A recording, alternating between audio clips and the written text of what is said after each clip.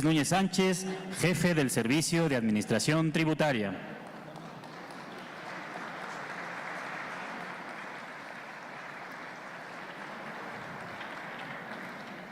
Muy buenos días, tengan todos ustedes. Lamento el ajuste de agenda que tuvimos que tener. Voy a tratar de ser breve sin que ello impida que tengamos una sesión de preguntas y respuestas que pueda permitirnos tener mayor amplitud y alcance respecto de algunas dudas o que tienen. Miren, aprovecharé algunos 20 minutos para platicarles la visión que tenemos en el Servicio de Administración Tributaria de lo que demanda hoy nuestro país y también la dinámica comercial en el mundo. Hace ya alrededor de 21, 22 años tuvimos en plenitud y en vigor la entrada del Tratado de Libre Comercio. Estamos suscribiendo y a punto de que eso se pueda aprobar un tratado TPP que le llama Transpacífico con países que tienen alrededor de una cuarta parte del Producto Interno Bruto y un poco más del 35% del comercio mundial. En estos países que forman el TPP tenemos también tratados de libre comercio con 47 países. México, y digo para poderlo decir, México forma parte de una comunidad de países de 194, de los cuales con 45, los más importantes, tiene un tratado de libre comercio y eso genera muchas potencialidades. Estamos inmersos en una dinámica global, sobre todo comercial, y particularmente hoy exigida en el comercio exterior y particularmente de ese comercio exterior, el comercio electrónico. La mayoría de las empresas que han sabido aprovechar el comercio exterior son pymes y mipymes en el mundo. La mayoría de las empresas que han sabido aprovechar el comercio exterior en México son grandes empresas. Entonces hay pymes y mipymes en México que tienen hoy una gran oportunidad y un gran potencial y que hacia ello queremos trabajar para poder ofrecer una serie de mecanismos que les permita desarrollarse o insertarse en la cadena de proveeduría que tienen grandes empresas en nuestro país y que tienen la gran capacidad de conectar con mercados en el mundo. Esa es la visión que tiene el SAT, de facilitar el comercio exterior, escuchando al sector privado y que permita con ello empezar a crear mecanismos más ágiles. Algunos ejemplos y de lo que demanda este comercio exterior en las siguientes décadas. Algunos ejemplos, más allá del mercado interno o del mercado nacional, tenemos alrededor de 380 millones de habitantes en la región de Tratado de Libre Comercio de Canadá, Estados Unidos y México. Tenemos en Sudamérica poco más de 500 millones de habitantes.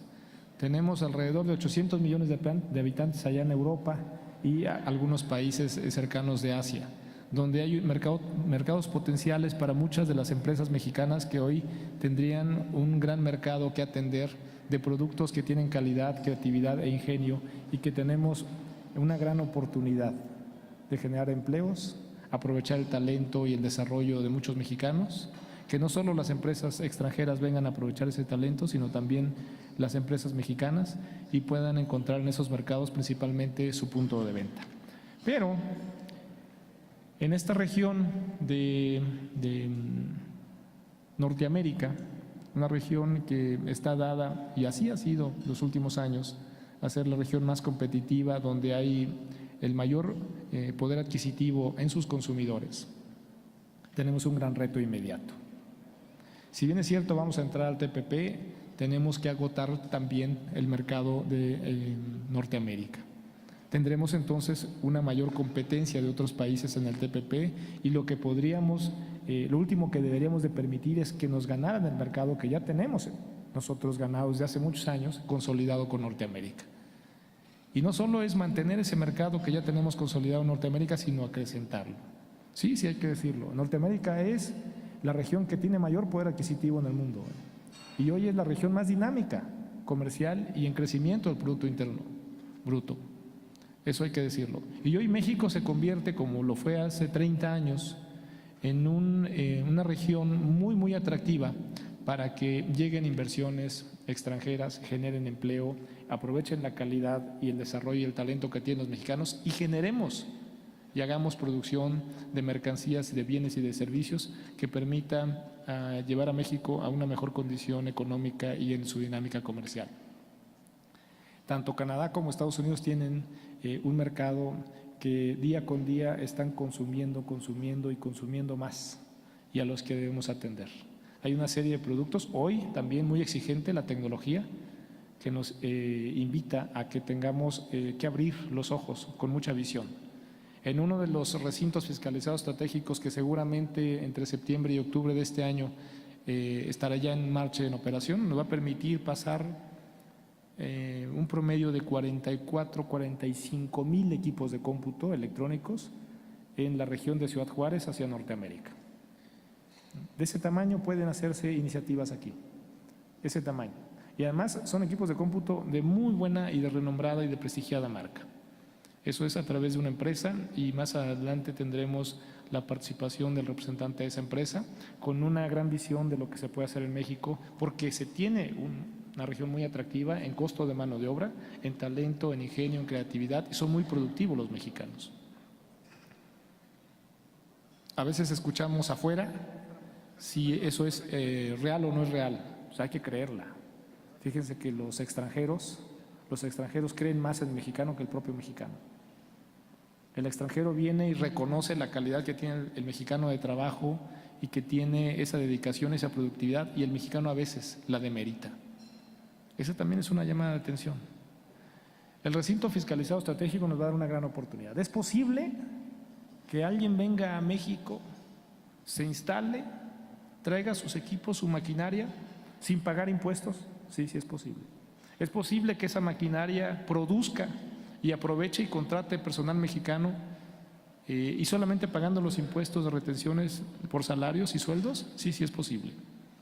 Es posible ofrecerle valor agregado a todos esos insumos, materia prima, generar producto, terminar producto y enviarlo al extranjero sin pagar impuestos. Sí, sí es posible. Para eso está el recinto fiscalizado estratégico. Es decir, no pagan cuotas compensatorias, no pagan aranceles, no pagan impuesto al valor agregado. Es más, no hay importación. De todos esos insumos, de manera muy clara, de todos esos insumos, materia prima, incluso maquinaria, no hay importación. Como tal, la figura legal no se está dando. No hay una importación, hay una introducción al país a través de este régimen, de esa materia prima o de esa maquinaria o de esos medios de producción, que permite aprovechar el talento generando empleos, que permite incluso aprovechar parte de los insumos nacionales, incorporarlos, pero todo lo que traen o lo que pueden traer y establecerse en México para generar esos empleos, no pagan impuestos. De ese tamaño es el recinto fiscalizado estratégico. Si parte de esa mercancía o de esos bienes se incorpora al mercado nacional, entonces el recinto fiscalizado estratégico como régimen aduanero se convierte en un régimen de diferimiento del impuesto sobre la renta y también del impuesto al valor agregado. Es decir, si parte de esa producción se incorpora al mercado nacional, entonces sí paga impuestos. ¿En qué momento? Hasta que sale al mercado nacional. Mientras tanto, no. Es posible que venga un inversionista extranjero o mexicano que decida abrir un lugar donde pueda almacenar, exhibir, vender, pactar, convenir comercialmente la venta de productos hechos en México, aquí en este país, bajo la figura del recinto fiscalizado estratégico, o traídos del extranjero y puestos ahí sin pagar impuestos. Sí, sí es posible. Ese es el recinto fiscalizado estratégico. Alguien podría hacer una feria o un centro de exhibición. De una feria y de un centro de exhibición podría ser un recinto fiscalizado estratégico. Y todos los productos que estén ahí, de inicio no pagarían impuestos hasta que se incorporen al mercado nacional. O bien convertirse en un visor de muchos empresarios o oportunidades de negocio que tuvieran empresarios o inversionistas y conocer los productos que ahí se ofrecen y poder decidir si hacer contratos comerciales o no, y llevarlos incluso de almacén de México a la región de Norteamérica o a Sudamérica, o incluso llevarlos a otra región en Europa o en Asia, y solamente utilizar a México como almacén. También eso es posible sin pagar impuestos. en la demanda que se tiene logística de manejo de inventarios de mercancías y bienes, y por tenerla tan cerca de la región más competitiva y que más consume en México, el recinto fiscalizado estratégico ofrece una gran ventaja para quien tenga capacidad, ingenio, creatividad y manejo logístico eficiente para poder proveer a todo ese mercado, teniendo aquí el manejo y almacén de esos bienes, de esas mercancías, sin pagar impuestos. Ese es el recinto fiscalizado estratégico. ¿Tenemos oportunidades? Sí. ¿Cuántas veces escuchamos si esto es posible trabajar en México y no pagar impuestos? Es el deseo de muchos. Y es el trabajo de nosotros, que sí los paguen. Pero hay figuras especiales en las que sí legalmente se permite esto. Y se puede almacenar, se puede manejar, se puede custodiar mercancía y bien sin que eso pague impuestos, es a través de un recinto, en cualquier parte, ¿eh? Ya no tiene que estar colindando con una aduana, en cualquier parte. Un parque industrial que hoy tiene características de poder migrar a recinto fiscalizado estratégico, ¿puede ser un recinto fiscalizado? Es cuestión de que levanten la mano, soliciten la autorización y cumplan con unos requisitos básicos elementales. Necesitamos tener control.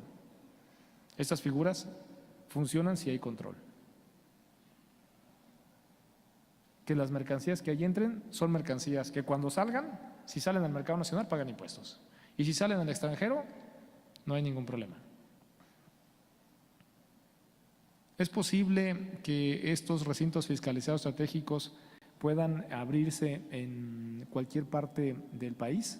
Sí, sí es posible.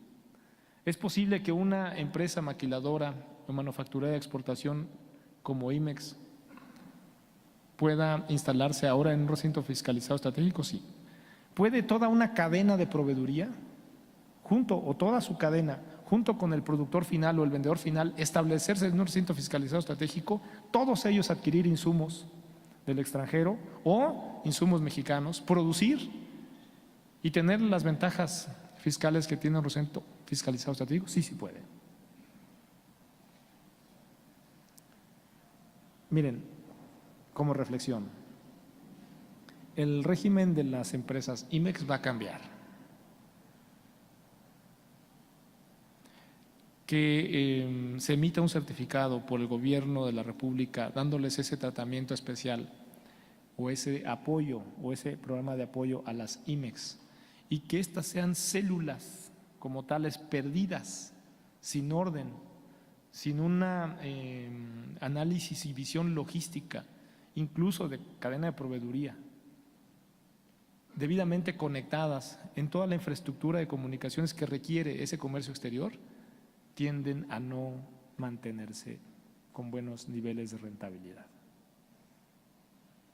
Imagínense ustedes la geografía o el mapa de nuestro país y en ella algunos puntos muy pequeños en donde una empresa, o IMEX, el secretario de Economía señalaba 6,900, son un poco menos, se constituye en una cédula muy pequeña dentro de ese mapa geográfico de nuestro país, y donde esa IMEX tiene las características no de una zona franca, no de recinto fiscalizado estratégico, pero tiene características de un tratamiento fiscal especial.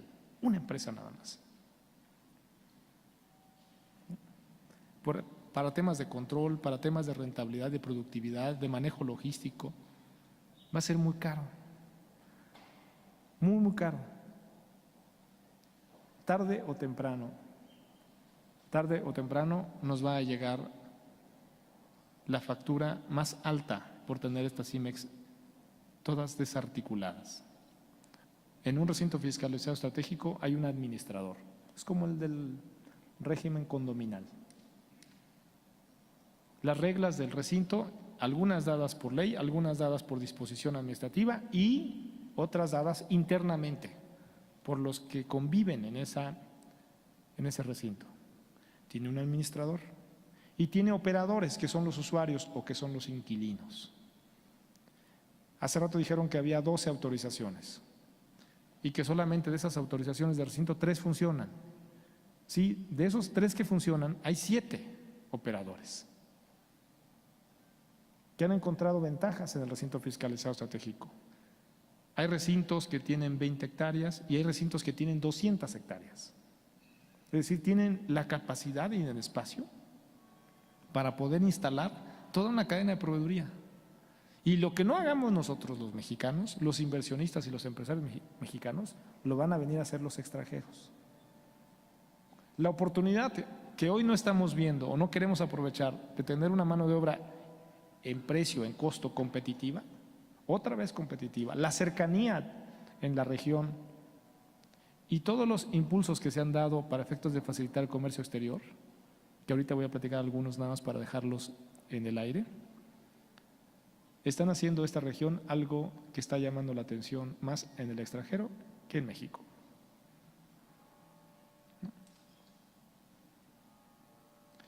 El régimen de las IMEX como células desarticuladas, comparado con un recinto fiscalizado estratégico donde hay un administrador que cuida las reglas de operación de los sujetos o de los inquilinos condóminos en un recinto, donde los operadores pueden generar sinergias e infraestructura que les permita rápidamente potenciar sus capacidades productivas y generar mayor rentabilidad, creemos que es el mejor modelo.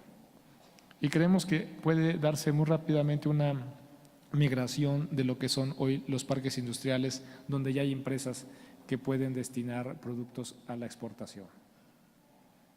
A México le deparan dos grandes futuros. Todo depende de la actitud y de la visión que tenga tanto el mexicano como sus gobernantes. Uno, tiene una gran fortaleza en su mercado interno y la va a tener cada día mayor. Tan sencillo como entender que dentro de la sociedad el segmento que mayor poder adquisitivo va a tener son aquellos que son productivos. Y el bono demográfico nos dice que en las siguientes 3 décadas habrá más mexicanos con capacidad productiva, más que nunca, mejor que nunca en la historia de este país. Es más, no se va a volver a repetir, no vamos a tener otra vez ese bono demográfico en esa estructura segmentada de la población. Durante 3 décadas tendremos una gran cantidad de mexicanos con capacidad de producir, tenemos que aprovecharla. Y esa capacidad de producir, si tiene trabajo, será un gran mercado interno. Y eso empieza hoy a explicar que mexicanos empezaron a dejar de la desconfianza en el consumo a un lado, que teníamos en el 2013, y hoy depositaron la confianza en el consumo en este lado, en este año. Y tenemos 2015 un año récord en ventas de vehículos en el mercado nacional. Nunca más habíamos tenido tantos vehículos vendidos en México en un año. No habían tenido en la ANTAD, las tiendas departamentales, tanto crecimiento en ventas mes con mes. Es decir, los mexicanos están yendo a esas tiendas a comprar. Y el otro día platicando con un directivo de una de las empresas departamentales decía que lo que dejó de vender a las tienditas misceláneas lo está vendiendo en las tiendas departamentales. Es decir, el mexicano empezó a migrar en su consumo a un mejor punto de venta. Aún que a veces es más caro ese punto de venta. También nos depara un gran reto el tener a un gran país que tiene la capacidad de producir cosas que le gusta al mundo y que solamente en México tenemos la capacidad de ofrecer ese valor agregado y calidad a esos productos y mercancías, el comercio exterior. De acuerdo a las estadísticas y estimaciones, fíjense, incluso los propios mexicanos haremos nuestro esfuerzo. México en los últimos 5 años creció cada año 100% su comercio electrónico. Los mexicanos estamos dados a consumir ya comercio, productos y mercancías y servicios a través del comercio electrónico. En el 2009 el comercio electrónico ascendía alrededor de 26,000 millones de pesos de ventas en un año. El año pasado rebasó 160,000 millones de pesos. En este año y el que sigue, México será el segundo país que más crecimiento tendrá en términos relativos del comercio electrónico. ¿Y eso qué tiene que ver con un recinto fiscalizado? ¿Saben qué? Que la mayoría de las compras que hacemos vía comercio electrónico se las hacemos a Estados Unidos y a Asia. Y los las pymes mexicanas y los productos mexicanos no lo estamos comprando ni siquiera los mismos mexicanos.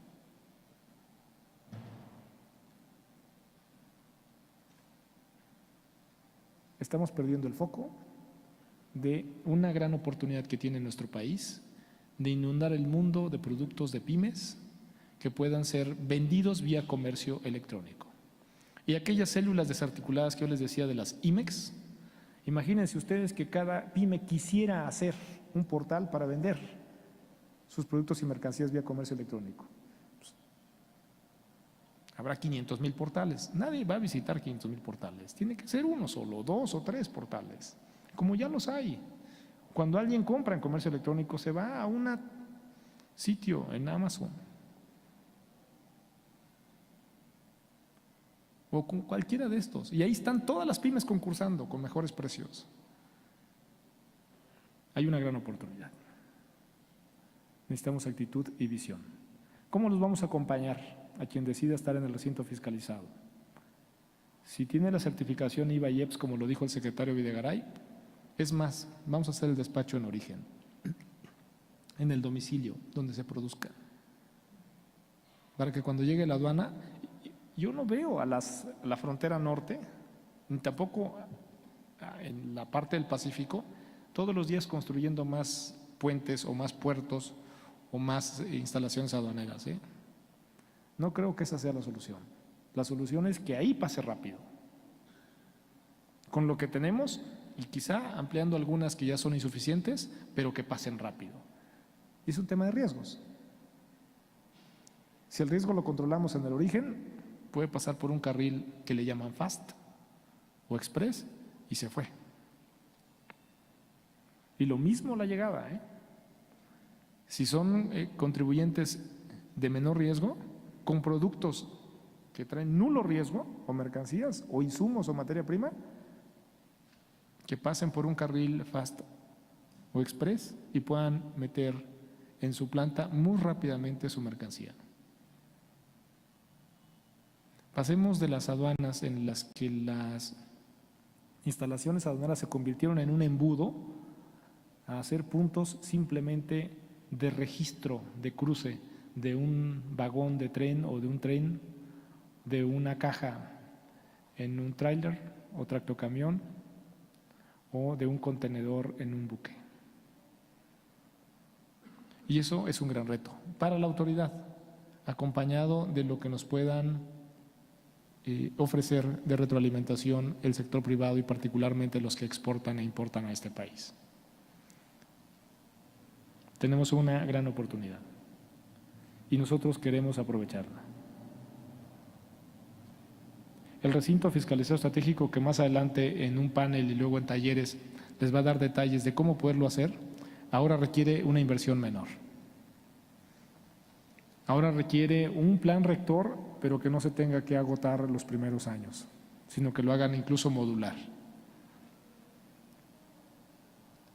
Y ahora permite que una serie de empresas IMEX se puedan instalar ahí y empezar a controlar de manera condominal a todas esas células desarticuladas que hoy tenemos en el mapa geográfico de nuestro país.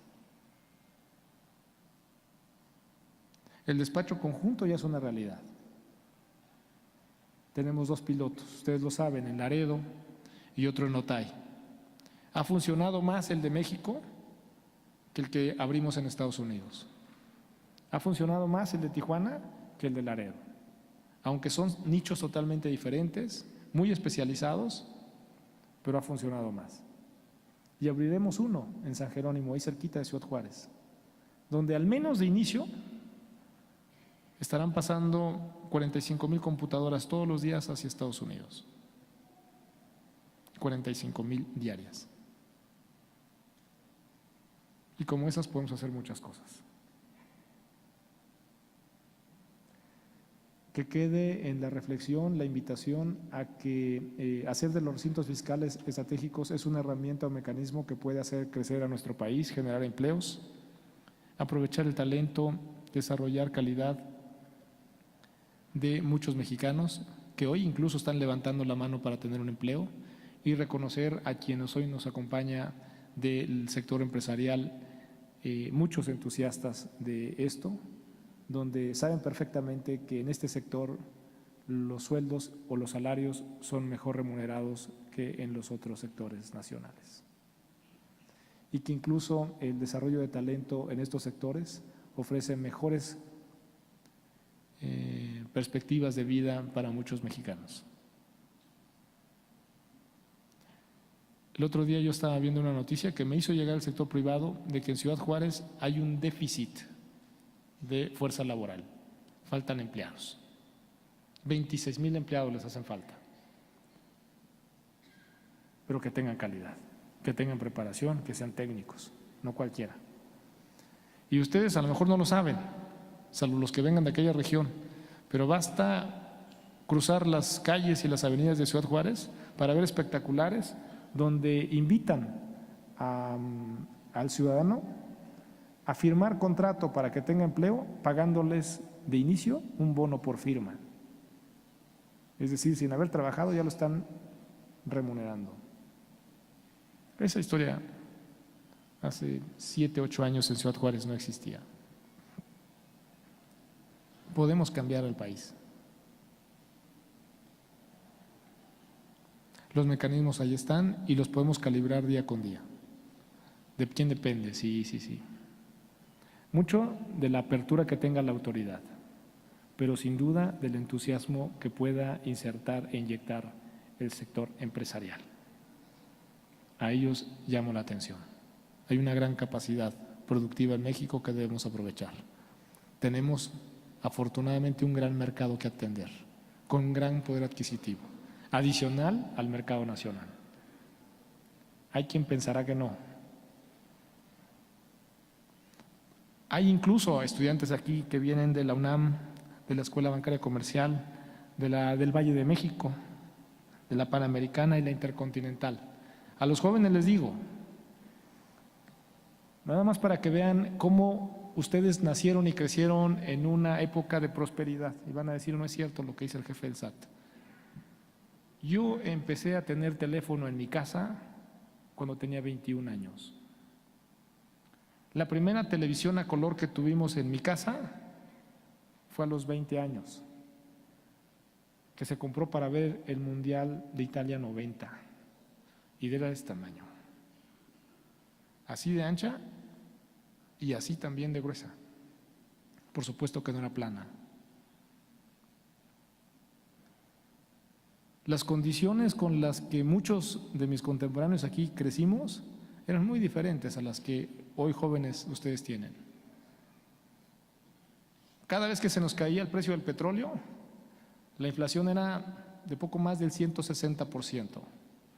¿Y eso cómo se explica? Sí, que lo poquito que tenías de patrimonio, ya sea en un bien, en un auto o en una cuenta bancaria, que en ese entonces eran puros pagarés bancarios, que nos daban pagarés a plazo fijo, 7, 21, creo que 28 días, nos pagaban una tasa de interés de alrededor de un 12, 15%, pero el dinero perdía su valor de un día para otro en un 100%. Ese dinero, aunque teníamos la misma cantidad, si queríamos salir al mercado a comprar, en lugar de comprar lo que podíamos comprar una décima parte de lo que podíamos comprar el día anterior. Esa era la época de los 80s. Para poder tener un comparativo de si estamos viviendo una época diferente a la de los 80s, pues habría que vivir y recortar o remontarnos a esa época. Aquí hay algunos, o que se hicieron ricos o que nos hicimos más pobres. Al final, la línea hoy tiende a que México estará mejor en los siguientes 30 años, más allá de los líderes carismáticos y ocurrentes en la región de Norteamérica, porque tampoco que ellos se salvan, y más allá de que haya algunos mexicanos que no crean, y más allá que haya algunos mexicanos que quieran seguir demeritando las instituciones de este país. Creo que hay muchos más mexicanos que creemos en México. Llevo 46 años viviendo aquí y aquí me voy a quedar hasta el último aliento para hacer de este país algo mejor. Muchas gracias.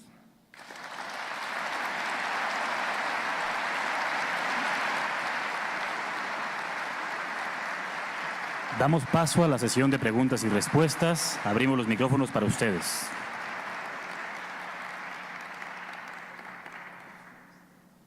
Dos preguntas.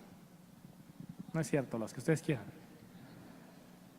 Hay una señorita que levantó la mano ahí. Si trabaja en el SAT no se vale. No, buenas tardes ya. Por parte del Consejo Agropecuario de Baja California, quisiera preguntarle qué va a pasar con las agroindustriales que son IMEX, son exportadoras, difícilmente podrían entrar a un esquema como este por el tipo de operación que ellos manejan cada año. Ellos nunca tienen una zona fija. No sé si han pensado qué va a pasar con ese sector. No, si el IMEX va a sostenerse por su rentabilidad. Si esas empresas, aún teniendo esa característica muy particular por los terrenos de cultivo y por las zonas donde producen, van a tener que subsistir, lo único que pedimos es que van a tener esas garantías y ese tratamiento fiscal en la medida de que ustedes sean rentables y que sigan teniendo esa capacidad de exportar producto mexicano. Lo que yo me refería a integrar células hoy que se encuentran desarticuladas en el mapa geográfico, me refiero principalmente a lo que es manufactura. ¿No sería mejor un esquema propio para ese sector? No, genera un tratamiento inequitativo y eso es inconstitucional. Sí, señorita. Buenas tardes. En materia de transporte, ¿van a requerir algún tipo de certificación especial para transportar el producto a recintos fiscalizados? Tienes una gran oportunidad si eres transportista, Okay. porque en la medida de que los que se encuentran en esta cadena, no solo de producción, sino también cadena logística, de transportación y de aseguramiento, de almacenaje, estén certificados, en la medida de que tú tengas esos clientes y tú también te certifiques, en esa misma medida tendrán menor nivel de riesgo. Y ese menor nivel de riesgo les permitirá alcanzar mejores beneficios y ventajas para poder hacer llegar el producto a México o al extranjero mucho más rápido. Es decir, tus clientes estarían encantados de trabajar con un certificado. Gracias. Señorita.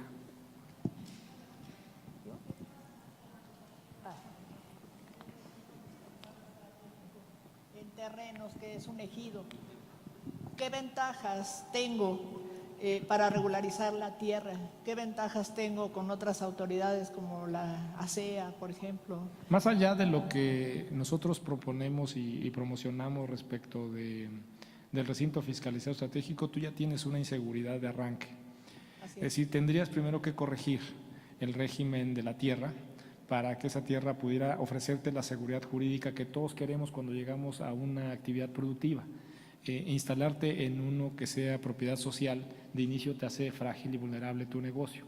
La posibilidad de pasar de ejido a régimen de propiedad es un tema que está separado de la parte aduanera, pero que tú lo puedes hacer. Hay que ir al Registro Agrario Nacional y a la Secretaría de Reforma Agraria para poder hacer los trámites y tienes que hablar con la Asamblea. La Asamblea tiene que autorizar el cambio de régimen de propiedad. La pregunta es básicamente porque si en parte de esos beneficios hay algún apoyo de manera integral con otras autoridades. No nos alcanza en el caso del Servicio de Administración Tributaria poder ofrecer más allá de lo que fiscalmente corresponde. Gracias. ¿Alguien más? Buenas tardes. Manuel Muñoz del Grupo Axel. Primero que nada, una sincera felicitación a todo el grupo de trabajo, tanto del SAT como aduana, que durante muchos meses estuvieron trabajando y nos estuvieron pidiendo la opinión a algunos empresarios del ramo. Mi pregunta es, ¿debemos entender que una empresa de logística podrá convivir en un solo almacén, mercancía de proveeduría nacional, que esté dentro del recinto fiscalizado, proveeduría nacional, proveeduría internacional, para poder estar surtiendo la mercancía justo a tiempo a las empresas que estén dentro del recinto fiscalizado? Aquí tienes un proveedor de esos servicios. Sí, sí se puede. Señor. Aquí hay otra pregunta. Perdón. Aquí. Dígame. Buenos días. Usted la conozco. Sí, sí, ya he tenido el gusto de participar y soy presidenta de su club de fans. Muchas gracias. Muy buenos días, señor. Muchas felicidades. Me uno aquí a los compañeros de Axel, Cecilia Montaño de Deloitte. Obviamente este tipo de figuras nos parece que son promotoras del desarrollo y no vemos otra forma para que se echen a andar estas nuevas zonas económicas estratégicas que están tratando de promover.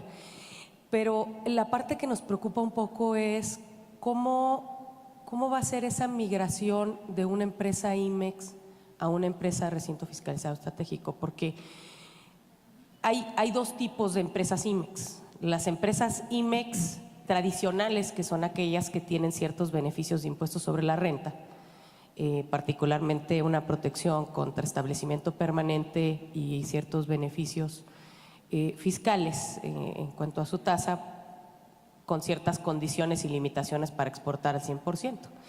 Sin embargo, la nueva propuesta del recinto fiscalizado estratégico no contempla esos mismos beneficios que tiene IMEX, los cuales sí tenía en el decreto del 2006. Y lo que nos preocupa es cómo es que esa empresa perdería esos beneficios cuando decida migrar a un recinto fiscalizado estratégico, o se está pensando en estas mesas de trabajo darle posteriormente estos beneficios a estas empresas que se sumen. No le podemos cambiar las condiciones. Regularmente con estos beneficios una empresa prácticamente está saliendo. Cambiar las condiciones es prácticamente terminar con la IMEX. La intención va en dos sentidos. Empresas nuevas que se pudieran convertir en IMEX, que nazcan en recintos fiscalizados estratégicos, o de manera muy especial o muy particular, tener una posición geográfica estratégica que les permita vencer cualquier gasto o costo adicional que tiene quien está desarticuladamente establecida en el país. Entonces, pero también va dirigida a quien ya hoy es IMEX. Es decir, hoy hay una empresa IMEX y que puede encontrar muy cerca de su infraestructura o de su punto objetivo, el de poderse instalar en un recinto fiscalizado estratégico, es bienvenida. Hay muchas empresas hoy IMEX que seguramente tan solo hacer esa migración y pasar de un punto geográfico a otro, su costo no les va a permitir mantener su viabilidad. Y esas empresas, pues, lo que sí quiero decirles es que esas empresas las vemos ya muy vulnerables y frágiles. La está sosteniendo un tratamiento fiscal especial. Es decir, esa es la empresa que hoy no tiene en la visión ni en el capital la posibilidad de crecer. La intención es que empiecen a encontrar los incentivos correctos para poder aprovechar una figura como el recinto fiscalizado, ver hasta dónde les alcanza poderse incorporar, porque tarde o temprano el mercado las va a sacar. Es decir, las IMEX pues, se mueren solas. Claro. Entonces debemos entender que estas IMEX que quieren mantener su figura de IMEX, lo que van a tener es un espacio designado dentro de estas zonas, si así lo desean. Exacto. Pero que no pierden sus características y su régimen de IMEX, porque obviamente entrarían en un incumplimiento del régimen que les da otros beneficios. No lo pierden, no estamos desapareciendo la figura de IMEX. Lo que digo es que esa figura es insostenible en el tenor en el que va. Muchas gracias, señor. Sí, buenos días. Adelante. Perdón, un momento. Mi nombre es Joaquín Castro. Soy economista y licenciado en Derecho. De verdad, permíteme felicitarlos humildemente. Creo que nuestro país necesita este tipo de motores, como pueden ser también los de Fonatur, que genera centros turísticos. Así, mucho más directo a nuestra actividad económica, merece importancia fundamental en nuestro desarrollo. Esperemos que sea en verdad un motor de desarrollo regional. Mi pregunta concreta, quizás hasta más adelante me la podrían responder con las siguientes exposiciones, pero me quiero adelantar, mira esto. ¿Qué se puede hacer para obtener un financiamiento simplemente para dar inicio a un recinto fiscalizado? Contamos ya con hectáreas, contamos ya con permisos de todo tipo, construcción, vialidad, fiscales, todo ello. Mi petición es ver qué instancia es a la cual me puedo yo acercar, pero que no me hagan ir de ventanilla verde a la roja y de la roja con el sello rosa, y directamente ver la posibilidad de que se nos dé ese financiamiento para poder iniciar una urbanización o una construcción. Me acabas de poner un dedo, espero que lo tengamos en los paneles y en los talleres, y no acabas de poner un dedo en la llaga, porque entonces lo que estaríamos identificando que pudimos haber olvidado un tema que aquí es fundamental, el financiamiento. Y debimos haber invitado particularmente a la banca de desarrollo, que es comercio exterior, quien debería tener un interés supremo de poder estar participando en estos proyectos de financiamiento. Pero no obstante, de ver cómo se desarrolla el programa, déjame a mí revisar con tanto Banobras como con Bancomext el de que puedan crear productos especiales que puedan ir encaminados a apoyar proyectos de financiamiento en recintos fiscalizados estratégicos nuevos. Permíteme. Mira, sí, yo te lo permito. Nada más dame una fecha, un horario, en qué oficina me puedo yo acercar. Ahorita te dan una tarjeta y con mucho gusto la agendamos. Por favor. Gracias. Dos más y me voy a retirar porque tengo que ir a sacar mi credencial del INE, que la perdí. Las preguntas que quedaron pendientes se atenderán vía correo electrónico. Se estarán entregando tarjetas para tal efecto. Bueno, gracias. Fernando Oscar García, presidente de ANAFAC. La verdad, con mucho interés estamos participando en este foro, que ya nos habían anticipado, porque de alguna manera el trabajo de los recintos fiscalizados lo hemos estado realizando en la asociación en el sentido de que el nombre a lo mejor no es tan adecuado, porque ya somos empresas de logística, el sentido es más amplio, y lo que hemos pugnado es por realizar mayores tareas, porque somos parte de la cadena productiva. De hecho, con las certificaciones que están en puerta y que este año vamos a hacerlo para los propios recintos, eso nos va a ayudar mucho para participar activamente y, como dices, colaborar en hacer las cosas con orden y control. Mi pregunta concreta sería si tenemos contemplada la facilidad, dado que ahorita no hay otra iniciativa para los recintos fiscales, es el que el recinto fiscalizado se pueda convertir en recinto fiscalizado estratégico con objeto de ampliar la serie de servicios para poder apoyar más a cadena, y esa sería mi pregunta. Sí, sí lo podemos hacer, vamos a revisarlo y simplemente hay que encuadrarnos en esa figura para poder migrar al recinto fiscalizado estratégico. Sí, claro que sí. José Manuel. Hola. Aquí viene ya. ¿Qué tal? Muy buenos días y gracias por la oportunidad de la palabra. En representación de la Confederación de Cámaras de Comercio, Servicios y Turismo, dejar ver que dentro de este proceso y esta apertura que se está dando y los grandes cambios que hemos tenido la oportunidad, y le damos las gracias al director nacional de aduanas que ha visitado nuestro estado ya en varias ocasiones, creemos que el proceso de comercialización y de servicios forma una parte integral y que no se puede dejar de lado en este sentido, y a eso le sumaría que es una gran oportunidad para reducir los rezagos logísticos que existen en el sur-sureste de México con estos nuevos esquemas que hoy se están planteando y con la apertura que se está dando.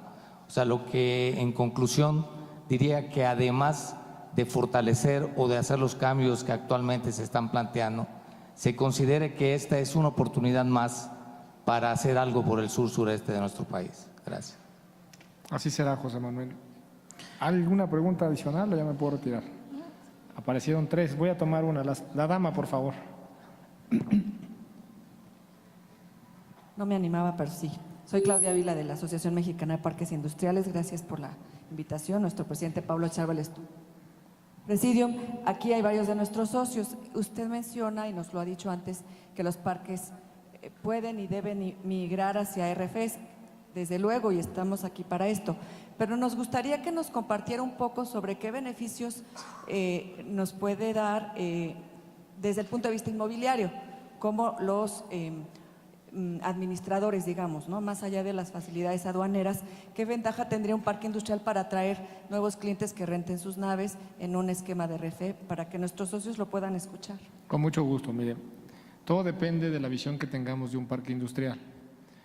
Porque si el parque industrial lo vemos como esa extensión de tierra donde se abrieron bodegas nada más y ahí se almacenan cosas, estamos perdidos. Pero si el parque industrial lo vemos como la integración de toda una serie de cadenas productivas donde hay servicios a esas cadenas productivas que van de manera común desde la seguridad, desde la facilitación y de los controles que tienen ese parque industrial, hoy toda esa cadena productiva podría tener el beneficio tratándose de materia prima o de insumos o de maquinaria o de medios de producción que vinieran a México sin necesidad de pagar impuestos, siempre y cuando el producto o la mercancía que tengan vaya dirigida hacia el extranjero. Y en caso de que esa mercancía pueda ser dirigida al mercado nacional, en ese momento entonces hace la causación. En algunos casos, hay que entenderlo, más allá del parque industrial o no, el recinto fiscalizado estratégico es un régimen de exención y en otros casos es un régimen de diferimiento. Así se puede concretar. El parque industrial hoy tiene ya en algunos parques industriales ya hay empresas IMEX. En algunos parques industriales hoy eso puede ofrecer una gran ventaja para poder incorporar de esas empresas IMEX a su cadena de proveeduría y poder generar una sinergia mucho más controlada y más rápida, eficiente, de poder surtir en la cadena de proveeduría todos sus insumos y sus partes. Eso en los parques industriales hoy tienen una gran ventaja. Creemos que los primeros naturales que pueden pasar a convertirse en recinto fiscalizado estratégico son los parques industriales, los que tienen la vocación o que pueden convertir rápidamente una parte de ese parque industrial en la vocación de ser empresas importadoras o exportadoras y que puedan ver al comercio exterior como una oportunidad de negocio. Aquel parque industrial que ya tiene solamente la visión local es una invitación a que abra un poco más su visión hacia el exterior o bien en la que pues aproveche la ventaja que tiene el parque industrial sin que necesariamente le ofrezca beneficios. Si un parque industrial pasa a ser recinto fiscalizado, los beneficios fiscales y las ventajas fiscales que tendrá será para las empresas operadoras dentro de ese recinto fiscalizado estratégico que se encuentren en el supuesto de ser operadores. Creo que es el 135, 34, no sé qué artículo es, de la ley aduanera, ¿no? Si hay alguien que no está encuadrando en ello, no se tiene que salir del parque. Simplemente lo que queremos es impulsar. Es un tema de visión. O sea, yo no creo que haya alguien que tenga la capacidad de producirle un producto o una mercancía o un bien al mexicano y que no la tenga para exportarla. Yo no creo que alguien que está trayendo importaciones para producir o terminar un producto que va dirigido al mercado nacional no lo tenga también para retornarla. A veces vivimos en un paradigma y nos cerramos demasiado. O no queremos crecer, o nos da miedo, o nos falta financiamiento, o simplemente tenemos una visión muy corta. Cualquiera de esas hipótesis se puede vencer. Solo es cuestión de actitud y de visión. Muchas gracias, muy buenas tardes por su tiempo. Agradecemos al jefe del Servicio de Administración Tributaria, Aristóteles Núñez Sánchez, a quien nos acompaña en la sala y a través de YouTube. Muchas gracias por estar con nosotros. Los invitamos a continuar con la siguiente actividad.